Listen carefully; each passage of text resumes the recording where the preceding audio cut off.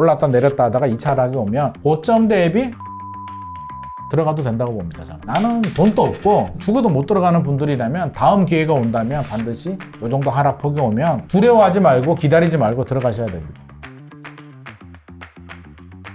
지금 서울 같은 경우도 거의 뭐 오늘 저희가 신문을 보니까 12주째 매매 가격이 상승을 하고 있고 맞아요. 서울 수도권 지방의 시장이 좀 대체적으로 어떻게 지금 흘러가고 있는지 말씀해 주세요. 일단 통계를 보면은요. 부동산원 통계를 보면 계속 회복은 하고 있어요. 계속 회복이라는 게 이제 작년 12월, 올 1월 기준에서 계속 올라가고 있고요. 우리나라 조사기관이 세 군데가 있어요. 한국부동산원이 있고 부동산 R124가 있고 KB가 있는데 세 군데가 조금 숫자는 달라요.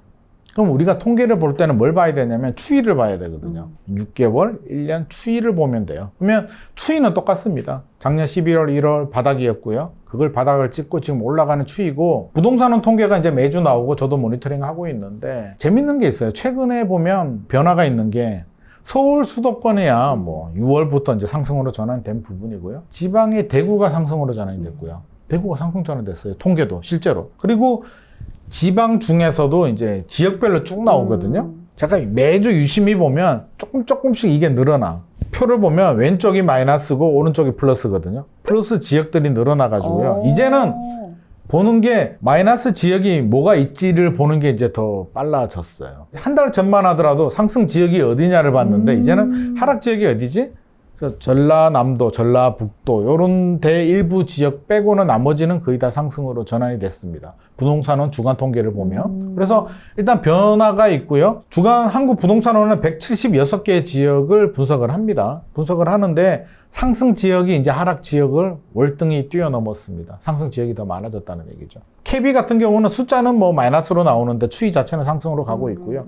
부동산 R124는 지금 뭐 몇 주 연속 보합으로 가고 있는데 하락에서 올라와서 이제 보합까지는 왔습니다. 그래서 세 개 기간을 종합해보면 뭐 회복하는 거는 분명한 사실인 것 같습니다. 현장 분위기도 그렇고요. 제가 앞서서 엘스 보고 왔다 했죠. 엘스도 회복은 하고 있는데 거래가 막 폭발적으로 막 올라가지는 않습니다. 23억 8천이 거래가 됐기 때문에 24억, 25억, 26억 올라가기에는 아직까지는 조금 더 준비가 필요할 것 같고 많이 떨어진 지역 중에 이제 동탄하고 송도 이야기 많이 하잖아요. 그래서 제가 지난주에도 고민을 하다가 날씨가 너무 더워가지고 송도까지 가려니까 너무 힘들더라고요. 힘이 들어가지고 그럼 동탄을 가자. 그래서 강남에서 이제 광역버스를 타고 동탄을 갔는데 동탄도 많이 회복을 했더라고요. 회복을 했어요. 회복을 했는데 거의 한 마이너스 40%까지 빠진 아파트들 많았거든요. 고점 대비. 뭐 100으로 보자면 한 60까지 빠졌다가 최근에 가니까 한 75, 80 수준까지는 올라왔더라고요. 올라왔는데 부동산 사장님 만나서 이야기 들어보니까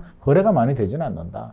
1, 2, 3, 4월 달 좀 거래가 좀 반짝 많이 상승 거래가 좀 되다가 최근에는 매수자들도 어떻게 해야 되지? 따라가도 될까에 대한 이제 고민을 좀 하는 것 같습니다. 그래서 뭐 14억에 거래된 아파트 같으면 많이 떨어졌을 때는 뭐 8억, 9억까지도 떨어졌다가 지금은 뭐 12억, 11억, 12억까지는 올라온 것 같아요. 그래서 좀 숨고르기를 하고 있는 양상인데 반등된 거는 분명한 사실입니다. 그래서 올 하반기도 큰 변수가 없다면 이렇게 갈 수는 있는데 앞서서 말했듯이 뭐 우리가 예상하지 못하는 변수 중국이나 그렇죠. 미국이나 뭐 미국이 갑자기 뭐 자이언트 스텝을 간다든지 아니면 중국이 문제가 돼서 글로벌 경제 위기가 생기면서 우리나라에 투자된 자본들이 빠져나간다라고 하면 또 금리를 올려야겠죠. 그렇게 금리가 또 올라가면 또 영향을 주는데 그런 것까지 고려해버리면 답이 안 나오니까 그거는 이제 예외로 잠시 두고 그런 일이 생길 수도 있겠다 정도만 두고 일단은 우리가 가능한 범위 내에서 보면 올 하반기는 지금 같은 분위기 이어질 것 같습니다. 그럼 지금 매매에 대해서 좀 말씀을 해주신 것 같고 네. 전세 같은 경우는 네. 저희가 뭐 역전세다 이런 이야기 정말 많이 했었잖아요. 네네. 이게 더 심해질 것이다 이런 이야기도 심해진다. 했었고 네. 그럼 지금 전세는 좀 시장이 어떻게 심해지는 것 같지는 않습니다. 그래서 저는 일부 폭락을 주장하시는 분들은 이제 뭐 역전세, 전세 가격이 하락해가지고 또 여기서 폭락한다라는데 저는 그렇게 보지 않고요. 전세는 원래 잘 안 떨어져요. 전세가 떨어질 때는 입주 물량이 많이 나올 때. 그러니까 첫 번째 떨어지고 두 번째는 이제 다 전세 자금 대출을 받기 때문에 작년처럼 금리가 많이 올라갈 때 그럼 전세 가격이 떨어진다는 걸 우리가 작년에 확인을 했습니다. 근데 작년 같은 경우는 이제 우리가 생각해야 될 게 물론 금리가 많이 올라서 전세 수요가 월세로 이동한 부분도 있지만 2020년 8월이었나요? 임대차 입법이 네, 되면서 약간 왜곡이 좀 많이 돼요. 그래서 너무 많이 올랐죠. 그렇게 안 올라도 되는데 이렇게 많이 올랐어. 그래서 그게 2021년 하반기에서 2022년 상반기까지 굉장히 한 300조 원 정도 굉장히 오버슈팅이 됐기 때문에 역전세가 좀 많이 생긴 거고요. 작년 하반기부터는 이제 실제로 전세 가격이 떨어졌기 때문에 작년 하반기부터 발생하는 문제에 대해서는 더 이상 역전세가 별로 생기지 않고 최근 흐름을 보면 이제 구분해야 되는 게 빌라하고 오피스텔은 조금 달라요. 우리가 이제 전세 문제라고 한다면 깡통 전세가 있고 역전세가 있습니다. 깡통 전세는 좀 달라요. 깡통 전세는 뭐냐면 깡통이 되는 거지. 그러니까 세입자의 전세금이 예를 들어서 10억 아파트가 전세가 9억인데 8억으로 떨어져도 깡통 전세. 전세금 8억이 전세 가격이 8억으로 떨어졌어요. 9억인데 8억으로. 못 돌려받죠? 집주인이 반환 못 해주잖아요. 경매 넘기면 10억짜리가 7억에 낙찰되면 그래도 전세금 못 받죠? 세입자가 피해를 보는 게 깡통 전세. 역전세는 매매가 10억인데 전세가 5억이에요. 전세가율 50%. 4억으로 떨어져요. 집주인이 1억이 없어가지고 못 갚아요. 그럼 세입자는 어떻게 할까요? 기다려줄까요? 안 기다려주지. 그건 네 사정이고.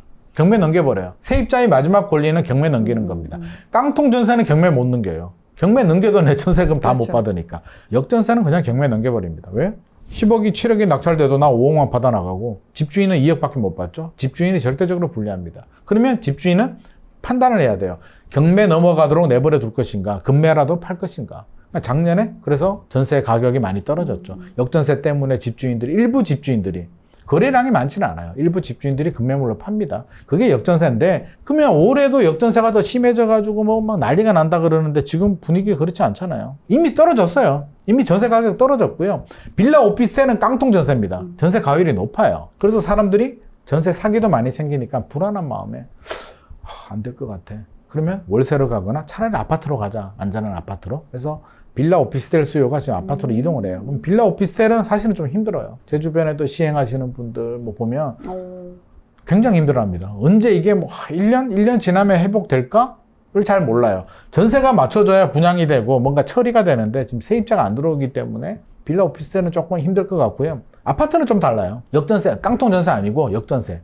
그럼 전세 가격이 떨어지면 역전세인데 제가 볼 때는 길어야 1년? 1년 정도인데 1년 동안 떨어진다는 얘기가 아니라 빠르게 회복이 못한다는 얘기고 1년 지나면 회복합니다. 올라갑니다. 그럼 더 떨어지진 않아요. 지금 어디 떨어져요? 입주 물량이 나오는 곳. 원베일리 입주 물량 때문에. 개포자의 프레지던스가 3월에 입주하잖아요. 입주했잖아요. 3,300세대가. 사실 그 영향이 좀 컸죠. 강남 쪽에는. 그게 입주가 대규모 단지들 한 3,000세대, 2,000세대, 3,000세대들이 입주 물량이 나오면 한 6개월 전부터 전세를 맞춥니다. 입주장이 시작된다는 얘기죠. 개포자의 프레지던스가 2022년 작년 8월부터 입주장이 시작이 됩니다. 입주장이 시작되기 전까지만 하더라도 강남의 개포 쪽의 새 아파트 전세가 한 18억, 17억, 18억 정도 갔어요. 물량이 쏟아지니까 11억에서 13억까지 떨어집니다. 충격이 크죠. 그 여파가 이제 맞물리는 거죠. 금리 상승에 따라서 이런 게 맞물려서 이제 그렇게 된 거고, 개포 쪽은 좀 회복을 많이 했더라고요. 최근에 보니까 11억, 13억짜리는 이제 없고 18억까지는 아니더라도 거의 근접하는 수준까지는 올라갔는데 원베일리가 나오잖아요. 그래서 그쵸. 원베일리 때문에 또 반포 쪽에 조금 매덕 정도는 낮은 수준에서 지금 거래가 되는데 마지막 고비가 이제 11월인가요? 12월인가? 개포주공 1단지 재건축가 네. DH 퍼스트 아이파크가 6,700세대. 그게 마지막 고비예요. 그거 입주 물량 해결되면 이제 더 이상 없습니다. 별로 안 나옵니다. 내년에 서울의 입주 물량이 진짜 없더라고요. 얼마 없어요. 많이 안 되는 것 같은데 제가 보니까 그 조사가 틀리지 않았다면 10,000세대가 안 되는 것 같습니다. 그러면 내년 하반기 되면 사실상 역전세는 끝난다. 그럼 정부도 1년 동안 한시적으로 DSR 풀어줬잖아요. 왜 1년이었을까요? 정부도 다 아는 거지.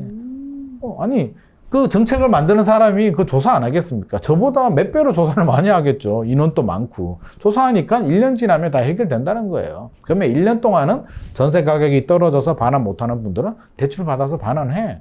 그게 100명 중에 80명은 전세금이 떨어져도 반환할 수 있는 사람이고요. 100명 중에 14명은 대출을 받으면 해결할 수 있는 사람. 100명 중에 6명은 대출 받아도 안 되는 사람. DSR 풀어주면 그 14명은 어느 정도 해결을 하겠죠. 누가 급매물로 팔고 싶습니까? 그냥 대출 받아서 해결을 하죠. 6명은 어쩔 수가 없죠. 그건 원래 있는 거니까. 전세 가격이 여기서 또 더 떨어져가지고 예를 들어서 개포자의 프레지던스가 13억이었는데 더 떨어져서 7억까지 떨어졌다? 강남의 새 아파트가 7억이면 우리 들어가야죠. 우리 다 들어가야지.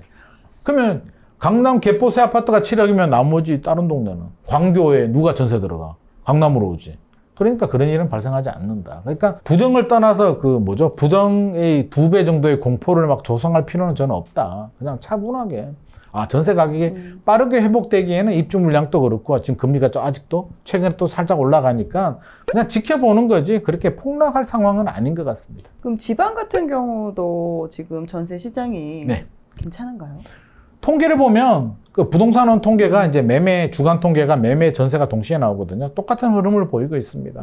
전세도 제가 앞서서 이제 매매만 설명을 했는데 전세도 똑같이 회복세를 보이고 있어요. 물론 통계가 모든 지역을 다 말해주지는 않지만 결국에는 서울, 수도권, 경기, 인천, 지방 광역시, 지방 모든 지역들 보더라도 회복하고 있는 건 사실입니다. 그래서 지나치게 부정적으로 볼 필요는 없을 것 같고요. 작년부터 사실은 이제 위기가 왔잖아요. 거래량이 줄고 미분양이 늘어나면서 건설 회사들이 벌려놨던 건 어쩔 수 없이 하지만 신규 사업에 대해서는 굉장히 지금 허리끈을 졸라매고 있으니까 인허가 물량이 줄고 있잖아요. 인허가 물량과 착공 물량이 줄기 때문에 3년, 5년 후에 새 아파트 입주 물량은 줍니다. 분명히. 지금 나오는 작년과 올해 나오는 물량은 이미 2, 3년 전부터 땅 브릿지론 일으키고 PF 대출 받고 사업을 진행하던 단지들이기 때문에 어쩔 수 없이 진행을 하는 겁니다. 그래서 올해까지는 그런 물량들이 나오지만 내년 넘어가고 후내년 넘어가면 점점점 줄어듭니다. 그러니까 너무 걱정하지는 말아주셔도 좋을 것 같습니다. 좋습니다. 지금 어떻게 보면 저기 전국적인 그런 매매나 전세 시장 분위기 그리고 현장의 이야기까지 말씀을 해주셨는데 자 그러면 이제 또 더 궁금한 게 가격에 대해서 또 이제 궁금할 것 같아요. 가격? 네. 어느 정도의 가격에 사야 이게 잘 샀는지 그런 걸 좀 알 수 있는 기준점이나 정말 어려운 이런 게 질문을 있을지. 기준점이라 이게 사실은 딱 정답은 없는데요. 그 지역에서 가장 좋은 아파트랑 비교했을 때 어느 정도 그런 방법이 있을 수준이라던가 수는 있죠. 이렇게 좀 구체적으로 알 수 있는 방법들이 있을까요? 우리가 물론 지역마다 달라요. 그래서 해당 지역에 대한 그걸 봐야 되는데 저는 첫 번째 그 지역의 좀 랜드마크 아파트 같은 경우에 하락폭이 어느 정도 됐는지를 확인하는 게 좋을 것 같습니다. 잠시 엘스는 표본 수도 많고요. 잠시 엘스, 리센츠 다 괜찮습니다. 헬리오시티 보셔도 되고요. 보시고 싶은 거 보세요. 34표. 저는 항상 전용 84를 기준으로 삼습니다. 전용 84 아니면 전용 59 둘 중에 하나입니다. 왜? 많은 사람들이 선호하고 가장 물량이 많이 분포가 되는 거지. 최고가가 27억 나오죠? 요게 쭉 보면 나옵니다. 그래프로 볼까요? 저기 위에 찍혀 있네요. 5년으로 볼까요? 자, 요게 27억이에요. 그렇죠. 거의 26억 5천, 27억 되시죠. 맞습니다. 2021년 9월 요때고요. 쭉 떨어졌죠? 그러면 자, 요게 1차 하락이잖아요. 계산기를 좀 두들겨 보면 되는데 고점이 27억이었고요. 요때가 18억, 19억 합니다. 그러면 계산기 두들겨 보면 한 마이너스 28%, 30% 정도 떨어졌어요. 그러면 자, 이게 무슨 시사점이냐면요. 잠실의 중심, 그러니까 송파구 같은 경우는 이제 잠실을 표본으로 잡아야 되는데 고점 대비 1차 하락 때 30% 떨어졌죠? 그러면 앞으로라도 혹시라도 중국이 문제가 생기든지 2차 하락이 온다든지 중국 아니더라도 올랐다 내렸다 하다가 2차 하락이 오면 고점 대비 30% 수준 정도 18억, 19억 정도 수준이 오면 들어가도 된다고 봅니다. 저는. 들어갔다가 더 떨어지면 어떡하죠? 그거는 감내해야 될 부분이죠. 하지만 이 정도면 30% 정도만 떨어져도 저는 충분하다고 보여지고요. 자, 지금은 이 정도 올라갔죠. 22억, 23억, 네, 23억 8천까지는 거래는 됐습니다. 이렇게 본다면 이제 지금 수준에서 내가 꼭 엘스는 아니더라도 사고 싶다면 이 정도 기준을 잡아야죠. 27억에서 23억 8천이면 12%에서 15% 수준이거든요. 그러면 그 정도의 가격 조건에 맞는 물건이라면 저는 필요한 실수요자 자금이 되시는 분들이라면 저는 들어가도 좋을 것 같고요. 당장 안 사도 되는데 나는 관망을 하면서 타이밍을 한번 볼래 그러면 앞서서 제가 말씀드렸듯이 한 30% 정도 고점 대비 30% 정도 랜드마크 아파트가 요 정도 떨어졌다면 표시를 하는 거죠. 마이너스 30% 정도. 그러면 내가 사고 싶어하는 아파트가 있을 수도 있잖아요. 네. 엘스 리센츠가 아니더라도 레이크 팰리스 한번 볼까요? 이게 잠실 주공 4단지를 재건축한 아파트인데 얘도 아마 비슷할 거예요. 네, 비슷할 것 같아요. 크게 변화는 없습니다. 얘는 35평 한번 보겠습니다. 얘도 최고가가 24억 8천이었고요. 지금 20억, 21억 정도네요. 그러니까 계산기를 좀 두들겨 보면 좋을 것 같은데 얘가 조금 더 떨어지긴 했네요. 회복을 조금 엘스보다는 회복 속도가 조금 더 돼요. 실소유주고 이 아파트를 살려고 하시는 분들이라면 엘스보다는 회복을 덜 했기 때문에 오히려 이런 게 더 나을 수도 있습니다. 그래서 이렇게 좀 비교를 할 필요는 있을 것 같아요. 계산기 해가지고요. 계산 한번 해보세요. 17억대까지 갔었네요. 그렇죠? 17억 얼마 가다가 20억까지 왔으니까 아우 이때 샀어야 되는데 이제 와서 어떡하라고. 그러니까 어쩔 수는 없어요. 그러면 이게 진짜 아쉬운 분들, 나는 돈도 없고 20억에는 죽어도 못 들어가는 분들이라면 다음 기회가 온다면 반드시 이 정도 하락폭이 오면 두려워하지 말고 기다리지 말고 들어가셔야 됩니다. 또 떨어지면 어떡하죠? 항상 그런 두려움은 있어요. 제가 말이 쉬워서 자꾸 2차 하락이 오면 뭐 중국이 위기가 와서 떨어지면 쉽게 들어갈 것 같죠? 절대 못 들어갑니다. 더 떨어질 것 같거든요. 지하 5층 있을 것 같거든요. 절대 못 들어갑니다. 그러면 우리가 기준을 항상 이렇게 잡아야 돼요. 그래서 랜드마크 아파트 대비 몇 프로 떨어졌느냐 보고 요 정도 떨어지면 들어가는 거예요. 아 몰라. 들어가서 더 떨어지면 뭐 1억 감내하는 거고요. 올라가면 나중에는 더 올라가겠죠. 그 정도로 봐야 됩니다. 그래서 우리가 기준을 이렇게 정할 필요는 있어요. 절대 우리가 100% 만족할 만한 그런 거를 할 수는 없습니다. 그래서 이렇게 좀 보시면 좀 도움이 되지 않을까. 그럼 랜드마크가 한 30% 정도 떨어져 있다, 지금 현재. 두 가지를 봐야죠. 예. 랜드마크가 얼마 떨어진지 보고요. 이 아파트가 얼마 떨어진지를 또 봐야죠. 그러니까 레이크 팰리스 같은 경우에 계산 한번 해봐요. 그러면 많이 떨어졌을 때 17억 5천이잖아요. 네. 24억 8천에서 17억 5천이면 얼마 떨어진 거예요? 그러니까 70%니까 30% 빠졌잖아요. 빠진 거네. 그러니까 30% 정도 빠진 거예요. 그러니까 결국엔 레이크 팰리스 비슷한 거예요. 뭐 특별히 보면 대체적으로 비슷하게 나옵니다. 엘스가 30% 떨어졌는데 레이크 팰리스가 뭐 10%밖에 안 떨어졌다? 그런 일은 있을 수가 없습니다. 이 지역 바운더리 내에서는 이렇게 되고요. 제가 이 방법은요, 실제로 그런 경우가 있어요. 내가 사려는 아파트는 이런 아파트가 아니고 실제로 세대수가 적어가지고 그렇죠. 네. 세대수가 적어서 표본이 안 나오는 아파트들이 있어요.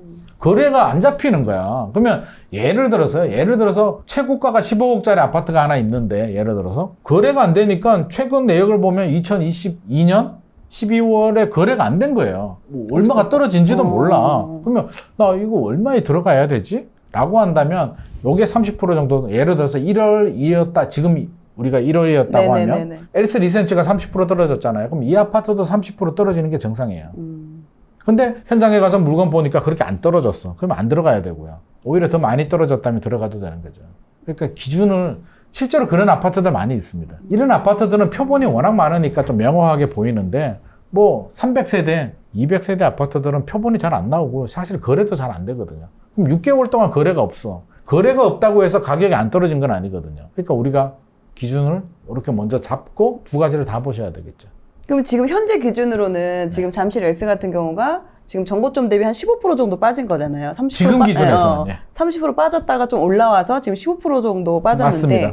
그러면 내가 살려고 하는 예를 들어 송파구 안에 있는 어떠한 단지가 그 가격이 15% 정도 수준이면 고점 대비 15% 정도 수준이면 평타 치는 괜찮다. 거죠. 평타 치는 거죠. 근데 얘는 더 낮아. 아직까지 30% 수준, 그러니까 100을 기준이면 70% 수준에 머물러 있어. 그러면 저는 그런 건 들어가면 완전 더 좋은 거죠. 얘는 회복이 얘도 안 된 거죠. 결과적으로는 나중에는 회복을 할 테니까. 결국엔 따라가죠. 랜드마크 아파트들이 탄력성이 좋아서 먼저 움직이고 빨리빨리 움직이고요. 나홀로 아파트나 세대수가 작은 아파트들은 거래도 안 되고 느려요. 그래서 올라갈 때도 애들이 먼저 올라가고 좋은 아파트들이 먼저 올라가고 애들은 천천히 올라가거든요. 그러면 돈이 없으면 좋은 거 못 사면 어떻게 해야 돼요? 85% 수준보다는 70% 수준 아파트 사서 기다리면 상승장이 오면 결국에는 천천히라도 따라가니까. 결국에는 비율을 봐야 되는 거지 절대 가격을 보면 안 되죠. 야, 엘스는 3억 올랐는데 이 아파트는 1억밖에 안 올랐어. 그런 비교는 비율을 보셔야지. 그러면 그래서 절대가 자체가 틀리니까. 5억 아파트가 10% 오르면 5천만 원 오르는 거고요. 30억 아파트가 10% 오르면 3억 오르는 거예요. 야, 강남은 3억 올랐대. 우리는 왜 5천 올라? 그거는 이 아파트가 가격이 저렴하기 때문에 그런 거예요. 그리고 두 번째 방법은 네네. 이제 실거래가 잘 안 나오는 방법이에요. 그럼 저는 이제 실거래는 국토부 이제 여러 가지 앱들이 나오니까 저는 아실 좀 편해서 저 개인적인 취향입니다. 그래서 다른 거 보셔도 돼요. 아무 상관없습니다. 보셔도 되고. 왜? 애들도 결국엔 국토부 자료 들고 오기 때문에 그렇죠. 어떻게 가공해서 보여주느냐의 문제고요. 이게 잘 안 나오면 저는 실거래가 빨리빨리 반영이 안 되거든요. 계약하고 30일 이내 신고를 하게 되고, 뭐 엘스 리센트야 워낙 표본이 많으니까 자주 나오지만 그게 아니라면 네이버 매물 같은 거 보면 중개사들이 이제 매물을 올리는 경우들이 있거든요. 그러면 매물을 좀 보셔야, 매물도 도움이 됩니다. 그러면 실거래는 거래가 안 됐는데 매물을 보니까 아, 최근에 호가는 이렇게 올랐구나 정도를 체크를 할 수 있습니다. 그래서 저는 네이버 매물도 같이 보고 있어요. 그래서 아, 매물이 이 정도 오르면 아, 호가는 주인들은 벌써 이렇게 올렸구나. 실거래는 23억 8천이지만 매물은 실제로 더 높습니다. 그러니까 그런 매물도 좀 동시 같이 좀 우리가 확인할 필요가 있겠고 내가 눈탱이를 맞는지 제대로 사는지는 그 정도는 적정성을 확인할 수 있는 좀 보완하는 방법 중에 하나입니다.